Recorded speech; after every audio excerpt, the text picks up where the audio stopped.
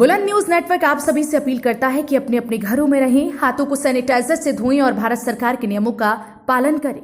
Silo bag कृषि उपार्जन केंद्र सलमानिया पर हुआ विवाद। किसान के साथ हुई मारपीट के बाद किसानों और तहसीलदार में हुआ विवाद। तहसीलदार ने किसान के साथ की मारपीट। स्थानीय विधायक बाबू जंडेल भी मौके पर पहुंचे, सरकार पर लगाए गंभीर आरोप। श्योपुर जिले बड़ौदा तहसील के अंतर्गत आने वाले साइलो बेग कृषि उपार्जन केंद्र सलमानिया का है मामला, जहां एसएमएस अधिक छोड़ने के कारण भारी संख्या में किसान ट्रॉली लेकर इकट्ठे हो गए।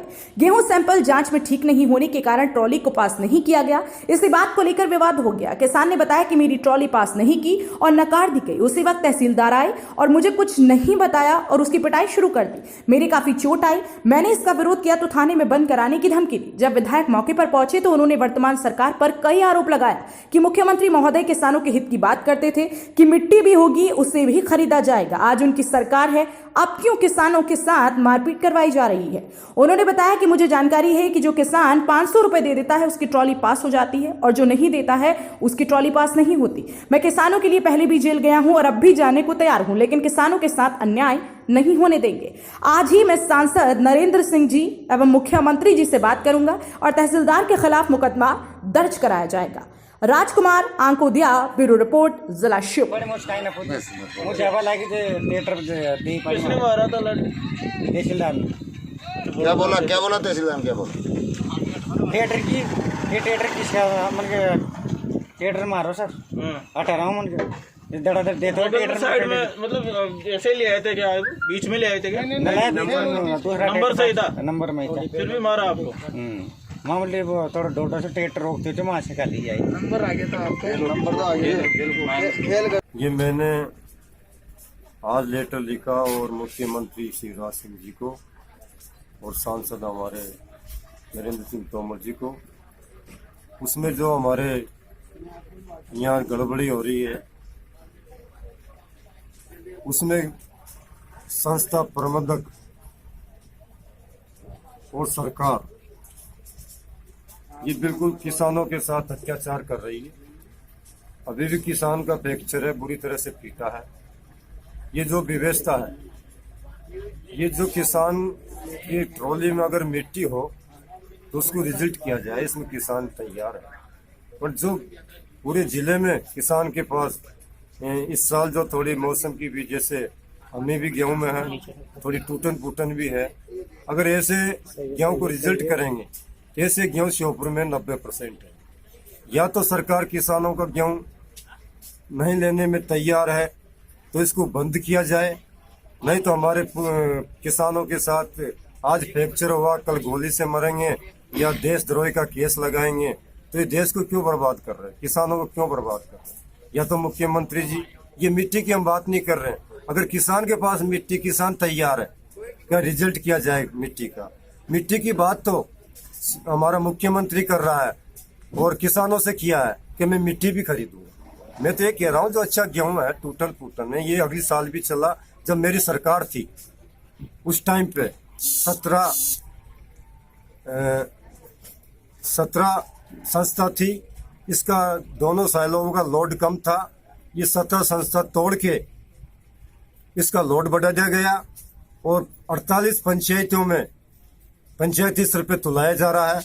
तो ये कानून सिस्टम पता नहीं है, कोई जगह तो पंचायती स्तर पे तुल रहा है और साइलों पे इतना लोड है। और मैं मांग कर रहा हूँ कि 4-5 संस्था और बढ़ा दी जाए, जिससे कोरोना का भी पालन होगा, शांति से किसानों का गेहूं तुलेगा। और एक राड़े गांव है, वो मेरे से कलेक्टर से मेरी बात हुई मैडम से, उस बात में मैडम ने कहा कि ये तो ऑनलाइन से भोपाल से हुआ, अब कोई पंचायती नहीं बढ़ेगी, जो हो गया वो ऑनलाइन पे हो गया। और कल मैंने पता चला कि तलावड़ा में कांटा खोल दिया गया।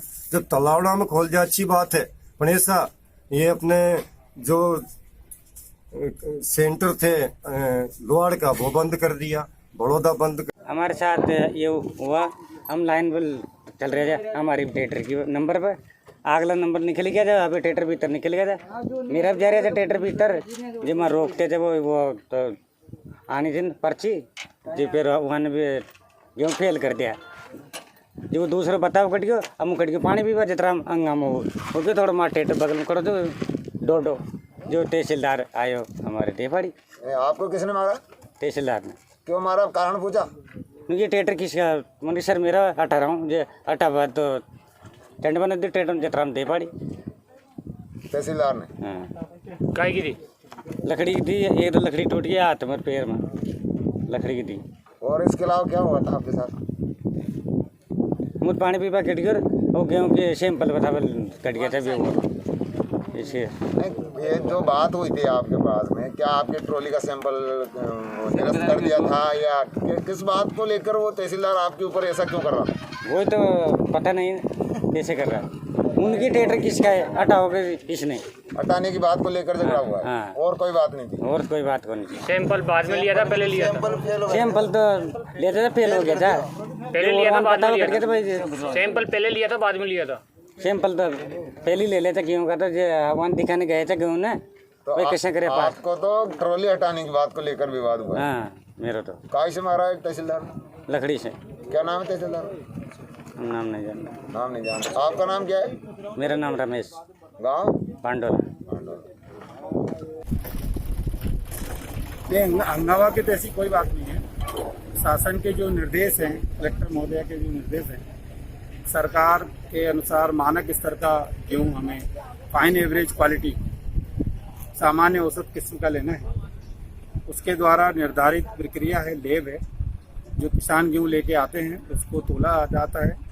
तोलने के बाद उसके एनालिसिस की जाती है कि उसमें फॉरेन मैटर कितना है, कट एंड टर्न कितना है, अन्य खाद्यान्न कितने हैं, नमी क्या है, ताकि वो आने वाले 3 साल तक कम से कम स्टोरेज रह सके। यदि उसमें कुछ टूटन ज़्यादा हो, कुसी ज़्यादा हो, डंठल ज़्यादा हो, तो किसान को समझाइश दी जाती है कि वो छन्ना और पंखा लगा ले, उसका गेहूँ मानक स्तर में आ जाए।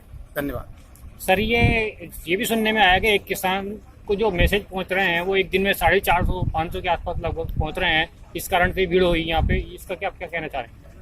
नहीं, इस पर ये कहना चाहेंगे कि चूंकि सारे एसएमएस भोपाल से केंद्रित है, एसएमएस उनके द्वारा एनआईसी भोपाल के द्वारा भेजे जा रहे हैं, और अभी टोटल हमारे ज़िले में जो रजिस्ट्रेशन हुए हैं 25,990 किसानों को पंजीकृत हुए हैं।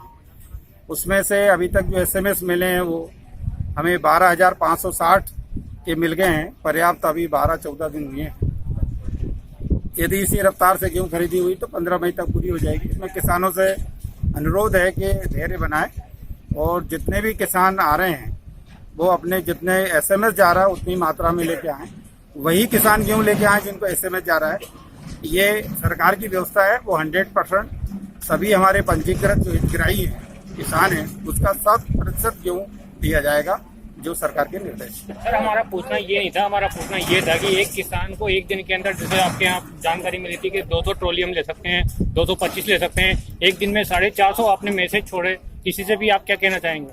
नहीं, इसके मैसेज मैंने आप लोगों को बताया कि एसएमएस देने का जो अधिकार क्षेत्र है वो भोपाल का है, उनके द्वारा एसएमएस भेजे जा रहे हैं। कि इससे भी अव्यवस्था मिली हो। उसमें 25 एसएमएस दिए जा रहे थे। यहाँ के रिकमेंडेशन फील्ड रिपोर्ट गई, 20 किए, 15 किए और अब 10 कर दिए हैं। अब किसी किसान का यदि एक रजिस्ट्रेशन उसका 10 हेक्टेयर का या 20 हेक्टेयर का रहता है, एक किसान का चूंकि एक पंजीयन है तो एक ही बार एसएमएस दिया जाएगा, उसकी व्यवस्था की जा रही है। और यदि इतने बड़े काम में और भी यदि यहाँ से फील्ड रिपोर्ट ऐसी मिलती है तो उसमें कहीं न कहीं लॉकिंग सिस्टम करेंगे कि एक दिन में वो अपना 100 कुंटल या 200 कुंटल ही बेचेगा। सेकंड बार में फिर वो कल या दूसरे दिन फिर ला सकता है। मतलब आप नहीं मानते कि 450 मैसेज एक दिन में छोड़े जाते हैं, इससे भीड़ इकट्ठी नहीं होती है? नहीं, मैंने ये नहीं कहा आपकी बात को। मैंने आपके प्रश्नों का जवाब दे रहा हूँ कि जब फील्ड रिपोर्ट और हम लोग सारे ऑफिसर्स निकलते हैं उसमें देखते हैं किसी किसान का, चूंकि एसएमएस कंप्यूटराइज सिस्टम है, भोपाल से भेजे जा रहे हैं, हमारे हाथ में नहीं है, शिवपुर के हाथ में कि हम उसको कंट्रोल कर दें। हम अपनी रिपोर्ट भेजते हैं और जो प्लानिंग रहती है वो लगभग 4 दिन पहले से रहती है, रनिंग में रहती है, प्रोसेस में रहती है। उसको प्रोसेस होते होते 4 दिन लगते हैं। आज की जो रिपोर्ट है, मैं निश्चित ही भोपाल वरिष्ठ अधिकारियों से निवेदन करूंगा कि इसमें बड़े किसान के मैसेज में लॉकिंग कराई जाए। उसका 400 या 500 कुंटल का कोई एसएमएस है तो उसके 2 या 3 भाग में हमें दिया जाए, ताकि हमारे छोटे किसान को भी अधिक से अधिक लाभ हो सके।